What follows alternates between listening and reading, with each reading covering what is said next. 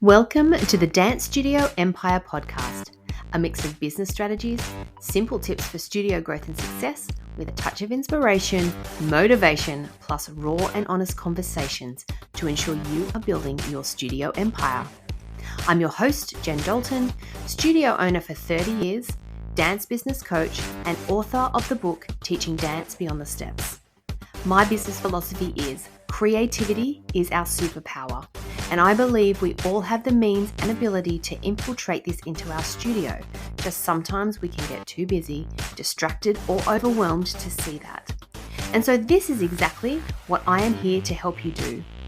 Okay then, let's do this. Hit that subscribe button, sit back and relax. Now let's get ready to build your dance studio empire. Welcome to this week's episode of Dance Studio Empire. And today I'm going to be talking about probably the most asked questions from studio owners, which is, how can I increase my student numbers? Or how can I get more enrollments in my studio? The answer to this question is multi-layered, and you'll find that many of my podcast episodes have an underlying current that help you with this very thing, because there isn't just one simple answer. So in today's episode, I'm going to start by talking about 5 things you could consider to not only find more students, but have them enroll and stay for, years, hopefully, because that's the goal, right? We want them to stay. So let's get into it. First thing, you really need to be clear with what it is your studio offers and the type of students that are going to thrive there. The reason you do is because you need to be marketing appropriately to your ideal parent and student. When you are marketing, you want to be using relevant images and videos, and really consider the language that you're using in your communications across all of this. So I'm talking social media, I'm talking on your website, I'm talking even the conversations and the things you have in your studio space. For me, an example, we are a recreation studio. So our focus is on friendships and kids having confidence and every child feeling like a star. So for us, the images that we're using, the language that we're using is representing that. It's kids with, dad's tried to do a ballet bun and, he's done a really good job, but it's not quite as tidy as we'd hope in our head, but they're there having fun. They're in their uniform, cuddling, having a great time. It wouldn't be beneficial for me to have a picture of a prima ballerina, for example, in our marketing, because that's not what people are going to get when they come to our studio. So for you just need to be very clear what your studio offers, and just make sure that your marketing is then appropriately and accurately showing that to your potential clients. Okay, the second thing, enticing new students to come. So I want you to think about what will make your studio stand out. What would the families that come to your studio really appreciate or benefit from? Is this getting something for free, like a free t-shirt if they enroll? Maybe it's a ticket to a VIP audition for a performance team. For us, one thing that we do that stands out from others is we offer for any family who has 3 or any subsequent number of children dancing in their family, they actually only pay for 2. So they only pay for 2 siblings. They, of course, are the ones who pay the most throughout the week. However, this is really enticing for families, particularly with large families. And I can feel some of you probably spinning in your grave right now thinking, oh my gosh, she's leaving all this money on the table. But I really don't look at it like that. I would rather more bodies in classes, because there's actually more marketing opportunities, and there's more opportunity for them to have friends to come, and then them to bring extra people to concerts. So this is a whole episode on its own, and which we'll go into at a later time, but that's something that makes us stand out. So families who have, 3 or more kids that want to dance, they're likely to come and try us. But find what it is that works for you and your area. Okay, the third thing is to consider the journey for any new student or any new parent from the very initial contact they have to the first time they walk into your studio. So for yourself, think about if you were going somewhere new for the first time, or maybe you have children of your own and they're trying a new activity that you're not really sure how it runs. Have a think about the things that might, questions that might go through your head, reasons that you might feel hesitant or a bit of fear, or anything that might be like, you know what, it's too hard, I won't do it. Because these are the questions that may stop any new enrollments coming to your studio, whether it's for a free trial or their first lesson. So how can you answer those questions? Is it with an email series on the lead up to them coming? Maybe put together some videos, or even pick up the phone and have a conversation with them. Remember, you just want to alleviate any hesitations that they might have, or the day that they're getting ready to come. Maybe they're like, oh no, I don't know what to wear. Oh, I'm too overwhelmed. I'm too nervous. I won't go. So have all those things answered for them. And then a really good idea is to send them a quick reminder about their first class, just so they don't miss it, because everyone is so busy now. There's a lot going on. And possibly they made this booking, weeks ago. So just send them a reminder, and it can be a really quick email. Looking forward to seeing Stephanie on Wednesday at 4:00.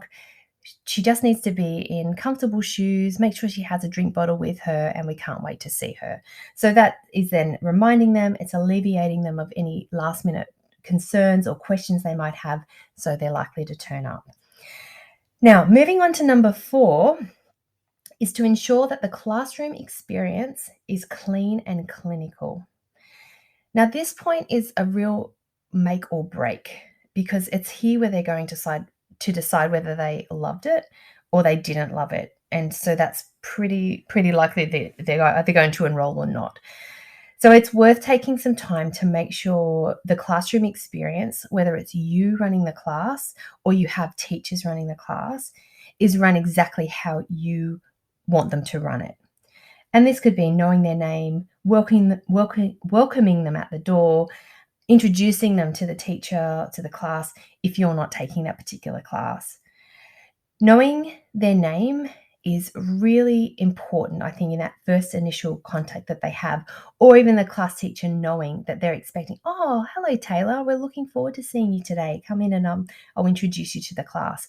So little things like that, those very first initial touch points with them when they walk through your studio doors, again, could make the difference between them enjoying and loving the class and enrolling and not. Remember, the more comfortable they feel, the more likely they're going to enjoy their lesson quicker. And then the more time they're enjoying it, the more likely they're going to enroll.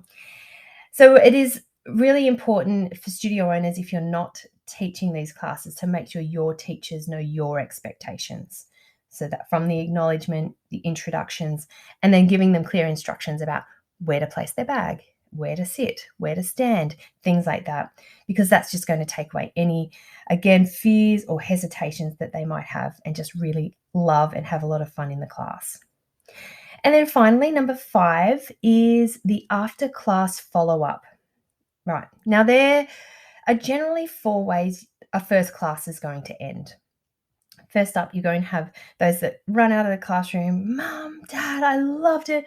I want to join and I want to do more classes. These are the ones that they're going to hopefully enroll there and then. Okay, so if they are that type of person, they're ready to sign up. So make sure you're prepared with the paperwork or the iPad or whatever it is that you need to sign them up. If it's bank details you need, get them on the spot. If it's paperwork they need to sign, have them sign it.